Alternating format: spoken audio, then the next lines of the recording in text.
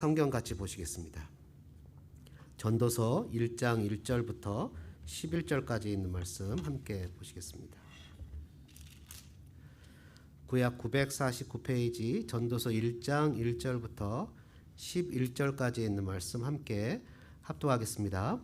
다윗의 아들 예루살렘 왕 전도자의 말씀이라. 전도자가 이르되 헛되고 헛되며 헛되고 헛되니 모든 것이 헛되도다. 해 아래서 수고하는 모든 수고가 사람에게 무엇이 유익한가? 한 세대는 가고 한 세대는 오되 땅은 영원히 있도다.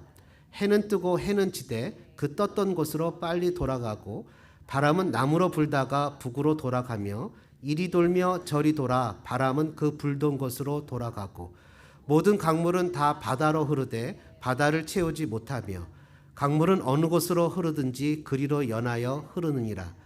모든 만물이 피곤하다는 것을 사람이 말로 다 말할 수 없나니 눈은 보아도 족함이 없고 귀는 들어도 가득 차지 아니하도다. 이미 있던 것이 후에 다시 있겠고 이미 한 일을 후에 다시 할지라. 해 아래는 새 것이 없나니 무엇을 가리켜 이르기를 보라 이것이 새 것이라 할 것이 있으랴. 우리가 있기 오래전 세대들에도 이미 있었느니라. 이전 세대들이 기억됨이 없으니 장대 세대도 그 후 세대들과 함께 기억됨이 없으리라. 아멘. 여러분 한번 따라해 보시겠습니까? 허무 속에 발견되는 인생 진리. 오늘부터 이제 전도서를 함께 묵상하죠. 전도서는 지혜서라고 표현합니다. 성경의 분류 중에. 그래서 잠언, 전도, 그리고 아시는 대로 욥기. 잠언, 욥기, 전도서가 지혜서에 들어갑니다. 잠언은 뿌린 대로 거둔다 이런 것을 얘기하고 있어요. 잠언의 지혜서는. 모세오경에 나오는 대로 축복을 심으면 축복을 거두고 또 저주를 심으면 저주를 거둡니다. 그렇게 내가 비록 악한 일을 당했을지라도 그 악한 일에 대해서 반응으로 악을 심는 것이 아니라 선을 심으면 그 악한 삶의 순환이 끊어지고 선이 난다라는 것을 얘기하는 것이 잠언이죠. 그래서 선을 행해야 된다. 그럼 선을 거두게 된다. 이것이 잠언의 원리라면 욥기는 꼭 그렇지만은 않다. 인생 살다 보니 뿌린 대로 거두진 않더라. 욥 같은 사람이 얼마나 의롭고 경건한 사람이었는데도 불구하고 막상 그 고난과 역경을 당한 거 보니 예외는 있더라 라는 것을 얘기하는 것이 욥기라면 전도서는 아니 조금 더 크게 보면 태어날 때 울면서 태어나고 죽을 때 통곡하는 인생의 삶 전체를 바라보게 되면 예외는 있지만 전체 안에서 뿌린 대로 거두는 게 맞더라 라고 얘기하는 것이 전도서의 메시지입니다. 그러니까 때에 따라서 잠언도 봐야 되고 욥기도 봐야 되고 전도서도 봐야 되죠. 같이 읽으면 지혜가 아주 충실하게 됩니다. 이런 1장에서 보면 이제 오늘 전도서 1장인데요. 인간의 시간의 덧없음을 얘기합니다.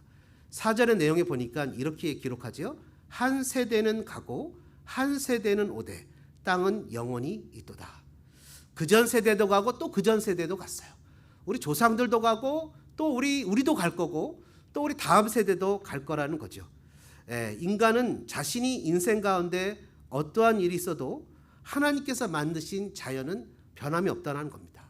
마치 산 위에 높이 올라가서 어떤 사람은 행복하고 어떤 사람은 슬프고 어떤 사람은 기쁘고 어떤 사람은 상처를 받고 고난을 당하는데 여전히 해는 뜨고 해는 지고 바람은 자연의 법칙대로 불고 강물은 그 순리대로 바다로 흘러가고 있다는 거예요.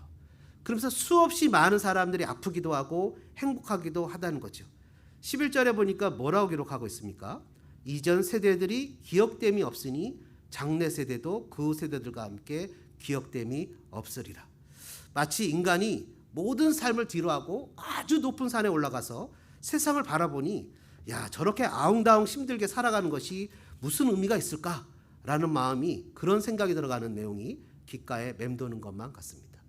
때로는 살다가 보면 그런 기도 많이 하잖아요. 하나님 이것만 이루어주시면. 정작 그것이 이루어지는데도 불구하고 삶은 그렇게 썩 나아진 것이 없고 별반 달라진 것이 없다는 것을 많이 깨닫게 됩니다. 꿈을 위해서 막 달려가다가도 막상 꿈이 이루어지면 그 성취감은 잠시뿐이고 허탈감이 밀려오기도 합니다. 그리고 그 꿈이 이루어지지 못하면 그냥 마음이 너무나 힘들고 어렵죠. 또 세상에서 여러 가지 직장 생활하고 살다가 보면 너무나 외로움도 당하고 고난도 당하고 힘든 일도 당하기도 합니다. 열심히 달려서 정상에 이룰 것만 같지만 정상은 채워지지 않죠. 여러분 오늘 10절에 보니까 이런 말씀이 기록되어 있습니다. 무엇을 가리켜 이르기를 보라 이것이 새 것이라 할 것이 있으랴 우리가 있기 오래전 세대들도 이미 있었느니라. 오래전에 전도사 생활을 할 때 작은 교회 전도사가 된 적이 있었는데요. 뭔가 이렇게 막 열심히 애를 썼더니 교회 리더 되시는 분이 지도자 되시는 분이 와서 그렇게 애쓰지 말라고 전도사님 전에 했던 사람들도 다 그렇게 애썼지만 안 됐다고 하고 왠지 모르게 자신의 패배감에 젖어 있는 것 같이 이전 세대도 오래전 세대들도 이미 있었다고 얘기하는 것과 같죠. 연세 드신 어르신들 여기 많이 계신데 어르신들 기도 제목 물어보면 모두가 공통점으로 얘기하시는 게 있습니다. 건강입니다. 막상 연세가 드시다 보니 몸의 건강이 최고인 것 같아요. 그러니까 젊은이들은 뭡니까? 직장이고 꿈이죠. 여러 가지 각 세대의 나이에 맞게끔 자기의 꿈과 필요한 것이 있어요. 그러나 한국 젊은 세대들은 한 치 앞도 보기 어려우니 결혼을 하지 않으려고 하고 또 막상 결혼해서도 애를 낳으려고 하지 않습니다. 욜로족이라는 말이 있잖아요. You only live once. 인생은 한 번뿐이라는 거예요. 지금 한 번뿐이니 지금을 즐기자는 거죠. 100만 원 벌면 100만 원 다 쓰고 또 1000만 원 벌면 1000만 원 다 쓰면서 즐기는 것입니다. 극단적인 현재의 삶 중심주의인 거죠. 반면에 FIRE족도 있다 그래요. Financial Independence Retire Early. 그 앞에 자만 따서 FIRE. 일찍 은퇴하고 자리 잡자. 빨리 자리 잡고 은퇴하자는 거예요.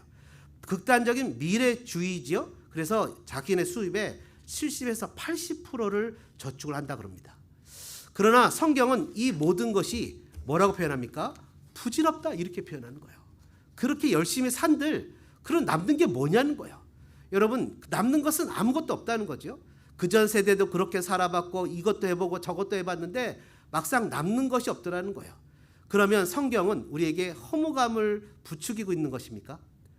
전도서가 허무감을 부추기는 걸까요? 여러분 전도서의 가장 중요한 주제가 2절이죠. 2절에 있는 말씀인데요. 같이 한번 2절을 읽어볼까요? 전도자가 이르되 헛되고 헛되며 헛되고 헛되니 모든 것이 헛되도다. 헤벨 헤벨 헤벨 헤벨. 헤벨이라는 헛되다는 단어라고 표현이 되어 있는데 이 헤벨이라는 원래 시브리어 언어의 뜻은 수증기, 연기라는 뜻이에요. 수증기, 잡을 것 같은데 잡히지 않는 것, 움켜질 수 있을 것 같은데 움켜지지 않는 것. 인생의 무의미와 덧없음이 헤벨 속에 잠겨져 있다는 거예요. 해 아래 모든 인생들이 헤벨 속에 있다는 거예요. 헤벨 속에. 그 헤벨 속에 있기 때문에 아웅다웅 그렇게 달리려고 애를 쓰고 최선을 다해서 미래지향적으로 극단적 미래지향적으로 살아도 헤벨 속에 있고 극단적 현실주의 속에 살아도 헤벨 속에 있다는 거예요. 이 인생은 헤벨 아래 있다는 거죠. 3절 말씀을 같이 한번 읽어볼까요? 3절입니다. 해 아래에서 수고하는 모든 수고가 사람에게 무엇이 유익한가? 모든 해 아래 모든 것이 모두 다 헤벨이란 말이에요. 헤벨. 인생이 다 그렇다는 얘기입니다. 야고보서 4장 14절은 이 말씀을 또 이렇게 표현합니다. 내일 일을 너희가 알지 못하는도다. 너희 생명이 무엇이냐? 같이 읽어볼까요? 너희는 잠깐 보이다가 없어지는 안개니라. 헤벨이라는 거예요. 우리의 인생이 그렇다는 겁니다. 여러분 이런 허무함을 누구나가 다 경험하셨을 거예요. 특히 이민생활 사시는 분들은 언제 그런 거 경험합니까? 언어가 안 통해서 억울함을 호소하지 못할 때. 이 언어 잘하는 사람 연락했더니 오히려 구박당할 때. 뭐 이런 여러 가지 인들 허무하잖아요. 인생 막 자존심도 상하고 기분도 나쁘고 또 애들이 엄만 그것도 몰라 뭐 이렇게 할 때 인생이 허무하죠. 헤벨을 느끼게 됩니다. 그뿐만 아니래요. 직장생활에서 내가 그렇게 열심히 했는데 인정받지 못하고 오히려 아픈 몸만 얻게 되는 그런 억울함을 경험할 때 우리의 인생을 향해서 헤벨이라고 얘기를 하는 거죠. 누구나 다 이런 삶을 다 살아봤을 것입니다. 헤벨을 경험했어요. 세상에 살다 보면 제일 힘들고 참지 못하는 게 억울함 아니겠습니까? 이 억울한 것은 다 헤벨과 같은 거예요.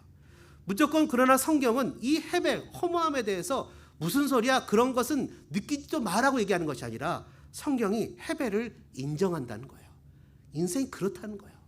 솔로몬의 영화도 저 꽃만큼 못했다는 거예요. 헤벨이라는 거예요. 인생은 헤벨, 허무함이 있다는 거죠.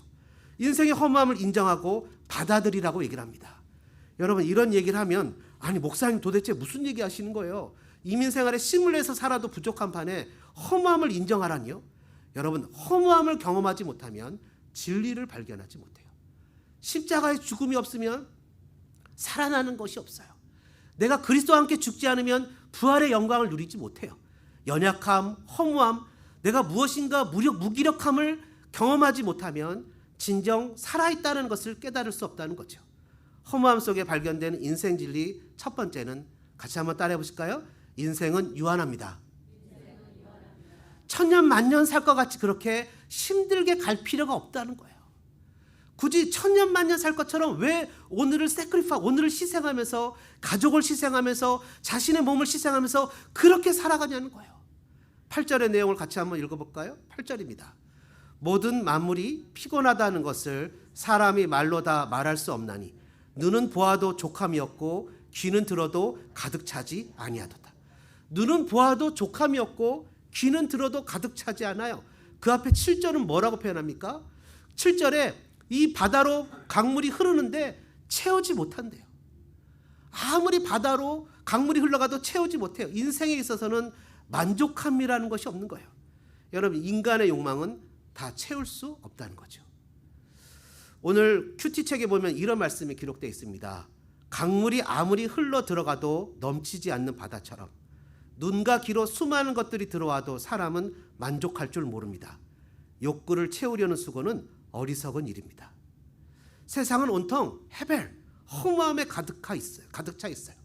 그 속에서 살아가는 성도들에게 주는 전도서의 지혜는 족함이 없으니 너무 헛된 욕망을 쫓지 말라는 겁니다. 족함이 없다는 거예요. 세례 요한이 요단강에서 회개의 세례를 전할 때 사람들이 마음에 찔려서 세례 요한에게 와서 이렇게 얘기합니다. 그럼 우리는 어떻게 살아야 됩니까? 그러니까 세례 요한이 이렇게 얘기를 하는 거예요.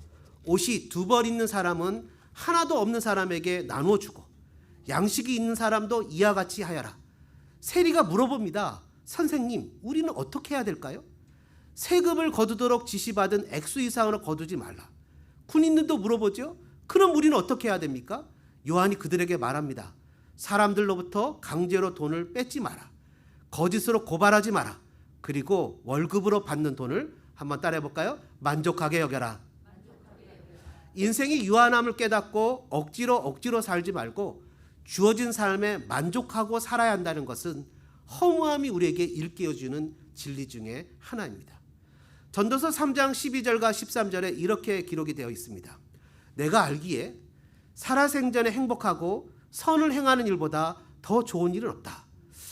이처럼 하나님의 선물은 사람마다 먹고 마시고 자기의 수고에서 만족을 느끼는 것이다. 하나님의 선물은 나에게 주어진 오늘의 삶에서 만족을 느끼는 것이라는 거예요. 인생은 유한해요. 천년 만년 살 것처럼 억지로 살지 말고 하나님께서 주신 선물을 누리고 즐기면서 열심히 일을 하고 주어진 삶의 현실을 사는 것입니다. 어떻게 해요? 즉 삶의 범위를 줄이는 거죠. 하나님이 지금 주신 즐거움을 누리는 겁니다. 교회에서 성경 공부하자면 한번 해보는 거예요. 전도 가자면 가보는 거예요. 새벽 기도도 한번 가보는 거예요. 가족끼리 영화도 보러 가고 열심히 일도 하고 아이가 공부하다가 힘들어요 엄마 하면 그래 공부 그만하고 나랑 같이 놀자. 나가서 놀아도 보는 거예요. 그러면서 그 아이도 즐기고 도덕적으로 부끄러움 없이 하루에 주어진 삶의 현실 가운데 하나님이 기뻐하시는 일상의 삶을 살아내는 거예요.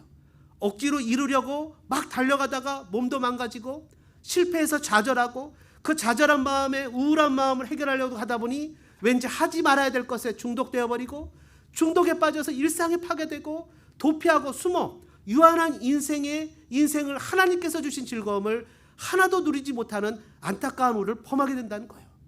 심지어 성경도 이렇게 얘기하지 않습니까? 내일이 염려하게 염려를 그냥 놔두라는 거예요. 내일에 있을 염려도 내가 염려하는 것이 아니라 내일에 하게 놔두라는 거예요. 오늘 전도서 2장 22절 이하에는 이렇게 기록하고 있어요. 사람의 모든 수고와 마음의 염려로 얻는 것이 무엇인가? 날이면 날마다 일하는 수고는 괴로운 뿐이며 밤이라고 마음 편히 쉴 수도 없으니 이것도 허무한 일이다. 사람에게 먹고 마시고 자기 일에 만족하는 것 이상으로 좋은 일은 다시 없다. 내가 보니 이건 역시 하나님의 손이 정하신 대로다. 오늘 주어진 삶에 먹고 마시고 그냥 염려 없이 하루를 행복하게 살고 그냥 주님 주어진 것에 최선의 노력을 다한 후에 오늘 내가 수고했다, 이제 쉬자라고 얘기하는 그 인생이 행복한 인생이라는 거예요. 허무함에서 발견되는 인생 진리는 하나님께서 주신 오늘의 선물들을 누리라는 것입니다. 두 번째 인생 진리는 무엇일까요? 두 번째는 지금 환경의 마음을 빼앗기지 말아야 한다는 겁니다. 9절의 내용을 같이 한번 읽어볼까요? 9절입니다. 같이 읽겠습니다. 이미 있던 것이 후에 다시 있겠고 이미 한 일을 후에 다시 할지라 해 아래는 새 것이 없나니. 당장 죽을 것만 같아요. 그게 없으면 당장 죽을 것만 같고 큰일이 터질 것만 같은데 과거에도 그랬고 현재도 그랬고 앞으로도 그런 일은 수없이 많이 생기는 거예요. 우리는 허무주의를 배격합니다. 허무주의를 얘기하는 게 아니에요. 우리는 허무감을 얘기하는 거예요. 삶에 나타나는 허무감이 있다는 거예요. 그 안에서 우리가 살지만 모든 것을 허무주의로 해석하는 것에 대해서는 반대합니다. 지금 주어진 삶의 처지에 마음을 빼앗겨 나는 이것도 없네, 나는 저것도 없네, 나는 이것도 없고 저것도 없네, 나는 목사님처럼 잘생기지도 못했고 아담하게 적당하게 배 나오지도 못했고 나는 홀쭉하니 나는 왜 이럴까, 이것도 없네 저것도 없네. 여러분, 비교의식은 무섭습니다. 엄청나게 무서워요. 옛날에 교회를 섬기면서 우리가 작은 개척교회를 벗어나지 않았습니까? 근데 교회를 섬기면서 자기 건물 가진 교회를 한때는 부러워한 적이 있었어요. 근데 하나님이 자기 건물 가진 목사님들을 만나게 하시는 거예요. 이분들이 프로퍼티 텍스 내느라고 힘드시대요. 그리고 뭐라 하냐면 쓰레기통을 하루는 주차장 가운데 밀어놨어요. 목사님이 쓰레기통을 밀어놨어요. 그러니까 저 끝에서 일이 끌어오는 것만 해도 한 달에 100불인가 200불 엑스트라를 더 줘야 되는데 쓰레기 버리는 것도 염려해야 되는구나. 순간 마음에 쓰레기 버리는 것도 염려해야 돼요. 우리는 월세에 전기가 포함되어 있는데 불 끄고 다니시느라고 바쁘시더라고요. 여기 큰 게 엄청나게 제일 LA에서 제일 큰 교회 중에서 잘 지은 교회는 주중에는 엘리베이터를 끄잖아요. 전기세가 너무 많이 나온다고 걸어 다닌대요. 근데 내가 너무 웃겼어요. 우리는 엘리베이터 세대를 마음대로 올라갔다 타는데 심지어 차에다 뭐 놓고 왔으면 그거 가지고 가는데, 생각하니까 하나님이 나에게 주신 현실의 삶에 비교의식이 아니라 주어진 것에 대해서 감사하는 게 필요하구나. 여러분, 일본 작가 기시미 이치로가 쓴 미움받을 용기라는 책을 한번 읽어보시기 바랍니다. 그 책에 보면 철학자와 청년이 이런 얘기를 합니다. 이렇게 얘기를 해요. 자네가 불행한 것은 과거의 환경 탓이 아니네. 그렇다고 능력이 부족해서도 아니고 자네에게는 그저 용기가 부족한 것뿐이야. 청년이 이런 질문을 합니다. 용기라니요? 내 친구 중에 한 친구가 있는데 그 친구는 몇 년째 집에서 나오지 않는다는 거예요. 그 친구는 아마 과거에 어떤 트라우마, 상처를 받았을 거라는 거예요. 그러니까 철학자가 이렇게 얘기를 합니다. 그 친구가 트라우마, 상처를 받은 것도 많고 집에서 안 나오는 것도 맞다고 쳐도 그 친구가 불안해서 밖으로 나오지 않는 것이 아니라 밖으로 나오지 않기 위해서 불안한 것을 이용하는 거네. 왜? 똑같은 트라우마나 상처를 받은 사람이 다 그렇게 살지 않으니까. 똑같은 상처와 똑같은 트라우마가 있다고 해서 다 그런 식으로 자기를 망가뜨리진 않는다는 거죠. 사람이 망가뜨리면서 자신을 그렇게 그 불안한 감정을 이용해 버린다는 거예요. 그러니까 내가 지금 당하고 있는 슬픔과 아픔을 크게 해석해서 나는 이런 아픔이 있어, 이런 상처가 있어, 나는 이런 게 없어, 나는 저런 게 없어 라고 얘기하면서 자기 스스로를 그 아픔과 상처가 지배하도록 스스로 자기를 내어준다는 거예요. 성경은 이것에 대해서 반대를 한 거죠. 왜요? 과거에도 그랬고 지금도 그랬고 미래에도 그랬고 수많은 그런 일들이 일어날 거라는 거예요. 허무감이 나를 지배하도록 놔두지 말라는 거예요. 직장 생활하거나 삶을 살아갈 때 수많은 허무감이 나에게 밀려올 때 그것에 마음을 빼앗겨서 우울하도록 나를 그냥 내버려두고 중독이나 아픔이나 허무감을 해결하기 위해서 세상의 다른 것들에게 나를 빼앗기지 말라는 거예요. 그러면 성경 전도서는 우리에게 무엇을 하라고 얘기를 합니까? 그건 바로 하나님의 선물을 헤아려 보라는 거예요. 하나님이 나에게 주신 것들을 생각해 보라는 거예요. 전도서 5장에 보니까 이런 말씀이 기록되어 있어요. 내가 관찰해 보니 하나님께서 주신 자신의 생애 동안 먹고 마시며 자신이 하는 일에서 보람을 느끼는 것이 행복이요 적절한 일이다. 그것이 인생의 몫이기 때문이다. 하나님께서 재산과 부를 주시고 또 그것들을 누리게 해주실 때 자기 몫을 받아서 자기 하는 일에 즐거워하는 것이 바로 하나님의 선물이다.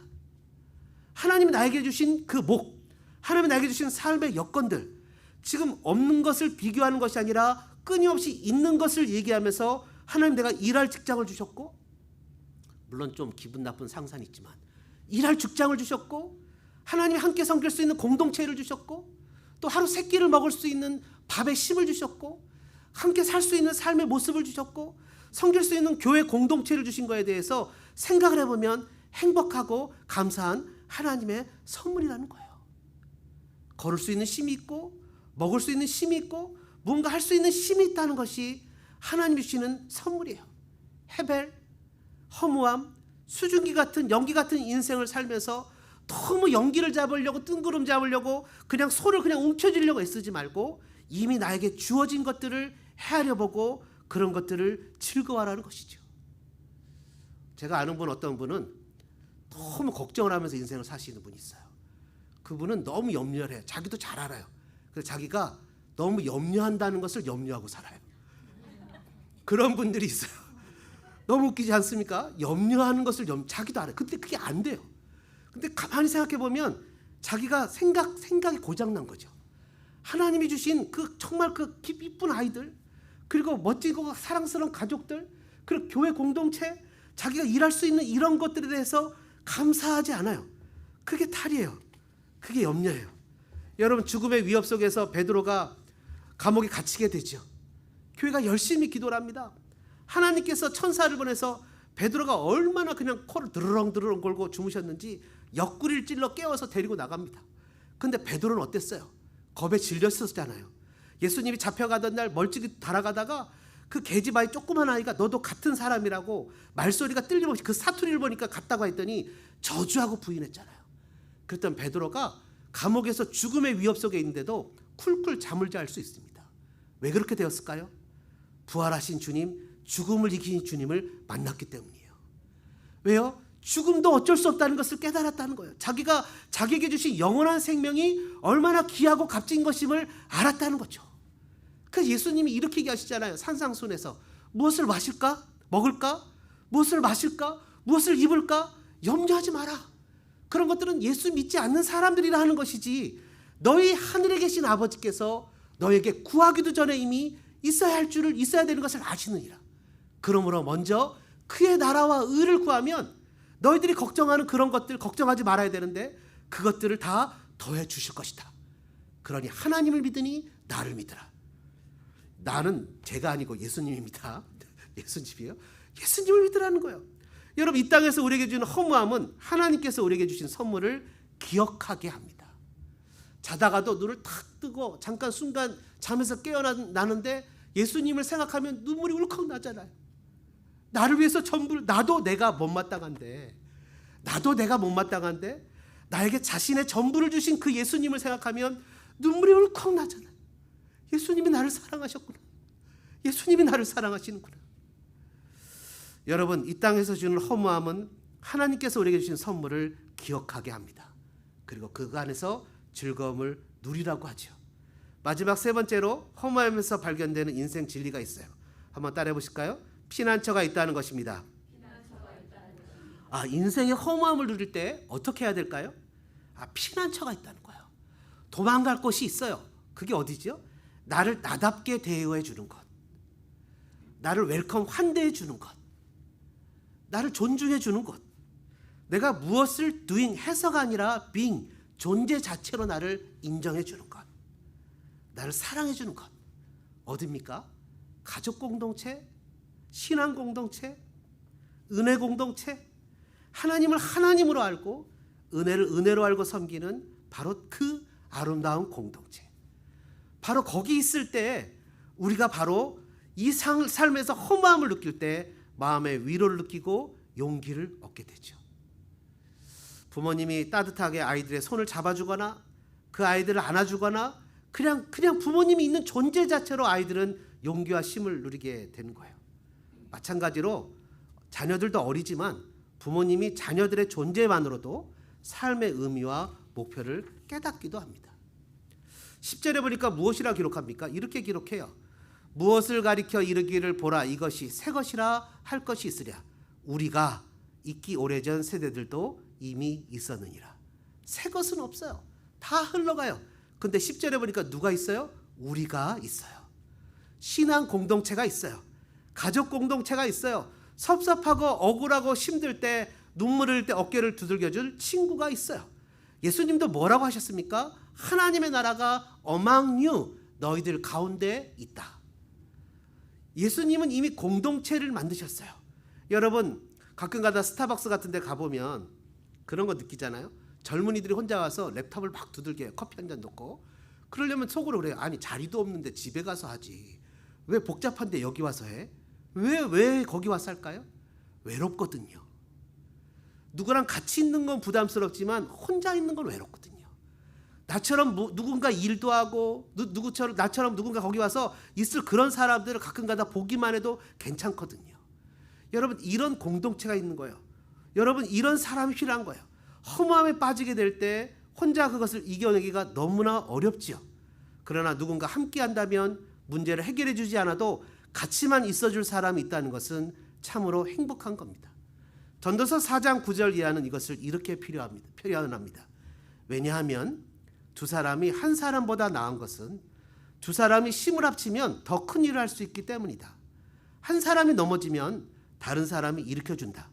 그렇지만 넘어져도 일으켜줄 사람이 없는 사람은 불쌍하다. 둘이 함께 누우면 따뜻해진다. 하지만 혼자라면 어떻게 따뜻해질 수 있을까? 혼자서는 원수에게 패하더라도 둘이라면 능히 방어할 수 있다. 같이 읽어볼까요? 세 겹으로 꼰줄은 쉽게 끊어지지 않는 법이다. 여러분, 헤벨, 허무함 속에서 살아가는 이 땅의 삶의 현장 가운데 우리가 피난처가 있어요. 누구죠? 바로 믿음의 신앙, 믿음의 가족, 혈연의 공동체, 신앙의 공동체입니다. 우리는 외로움을 느낄 수밖에 없습니다. 우리는 슬픔을 느낄 수밖에 없습니다.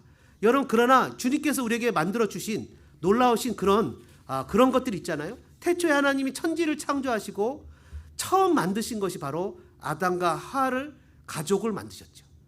가정이란 제도를 만드셨어요. 그리고서 이 가정이란 제도를 마가복음에 가면 예수님이 믿음 공동체로 넓혀주시지 않았습니까? 마가복음에 이런 말씀이 기록되어 있습니다. 누가 내 모친이며 내 동생이냐?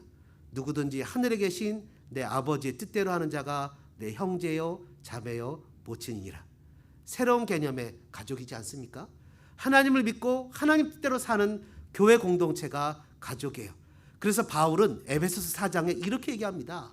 그가 어떤 사람은 사도로, 어떤 사람은 선지자로, 어떤 사람은 복음 전하는 자로, 어떤 사람은 목사와 교사로 삼으셨는데 그것은 성도를 온전케 하여 서로 봉사의 일을 하게 하며 그리스도의 몸을 세우려 하십니다. 하나님 우리에게 달란트를 주고 직분을 준 것도 서로를 격려하고 세워주기 위해서라는 거예요. 여러분, 전도서는 온 세상의 허무함이 가득한 것을 인정합니다. 그러나 그 허무함에 머무는 것이 아니라 우리에게 허무함 속에서 진리를 깨닫도록 도와줍니다. 세상은 유한합니다. 너무 욕심내서 이루겠다고 달리다가 넘어지지 말고 하나님께서 주신 선물을 헤아려 보고 공동체 가운데 아름답게 삶을 누리라고 이야기하십니다. 이 시간에 함께 주님 앞에 기도하는 시간 갖기를 원합니다.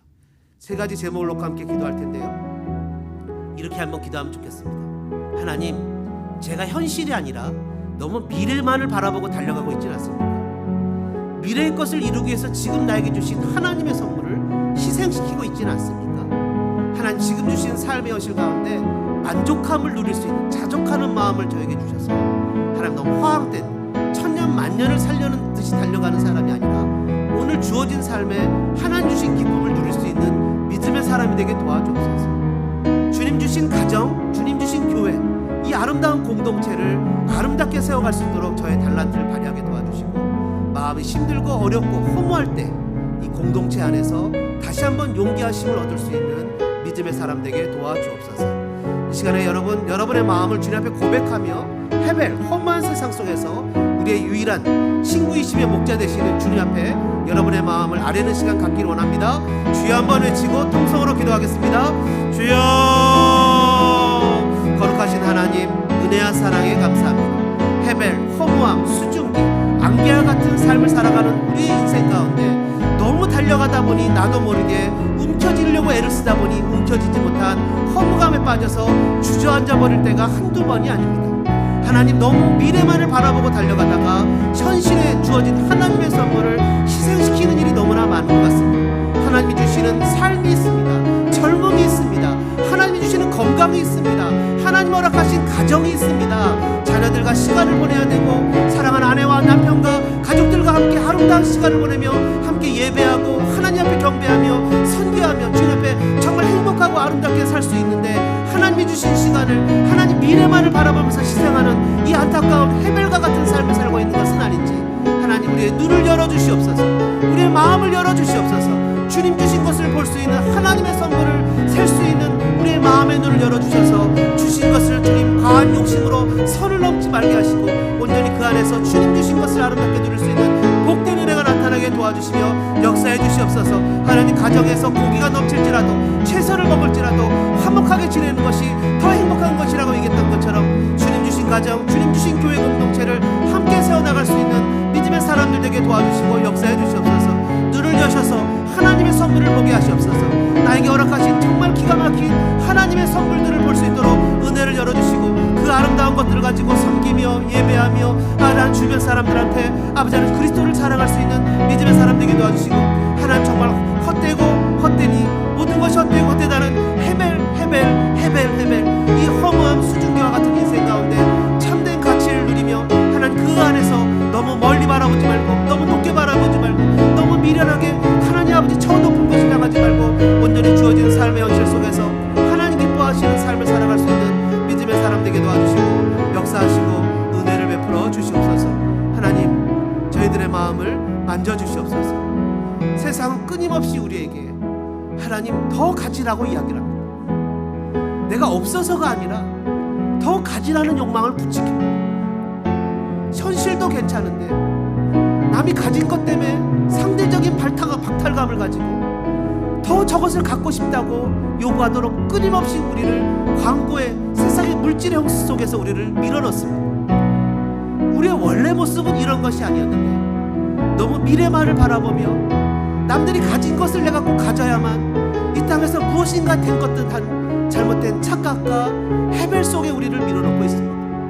하나님 주님 너무 허황된 것을 바라보며 높은 산으로만 올라가려고 하지 않은 것이 아니라 오늘 나에게 주어진 삶의 현실 속에서 만족함을 누릴 수 있는 은혜를 베풀어 주시고 하나님 때때로는 하나님이 주신 선물을 잊어버리고 하나님 그런 생각조차 못하고 살아갈 때 하나님 헤벨이라는 허무함 속에 하나님의 선물을 계수해 볼 수 있도록 도와주셔서 하나님이 나에게 주신 이 아름다운 것들 하나님이 나에게 주신 이 귀한 찬스들 남들은 누려보지 못하는 이 멋지고 아름다운 삶의 현실 속에서 하나님 살아가는 이런 것들을 계수할 수 있는 눈을 열어주시고 하나님 저희들에게 이 소망 공동체를 가족 공동체로 허락하셨사오니 이 아름다운 공동체를 아름답게 세우고 멋지게 하나님 앞에서 위로해주고 위로받고 도와주고 도움을 받고 함께 세워갈 수 있는 저희들 되게 도와주시고 은혜를 베풀어 주옵소서.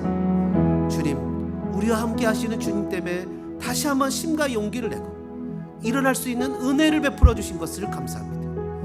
저 하늘 보좌를 비우고 이 땅에 오셔서 나를 위해서 자신의 전부를 주신 그 예수님만 생각해도 헤벨, 허무, 수증기, 안개 속에서 왠지 모르는 뿌듯함, 왠지 모르는 감격, 왠지 모르는 그런 하나님 감격을 느낄 수 있을 텐데 저희들에게 이 놀라우신 은혜가 결코 떠나가지 않도록 은혜 위의 은혜를 덧입혀 주옵소서. 예수님의 이름으로 기도합니다. 이 세상을 살아가는 동안에 나의 힘을 의지할 수 없으니 기도하고 낙심하지 말 것을 주께서 참 소망이 되심이 이 세상을 살아가는 동안에 이 세상을 살아가는 동안에 나의 힘을 의지할 수 없으니 기도하고 낙심하지 말 것을 주께서 참 소망이 되신 주의 길을 걸어가는 동안에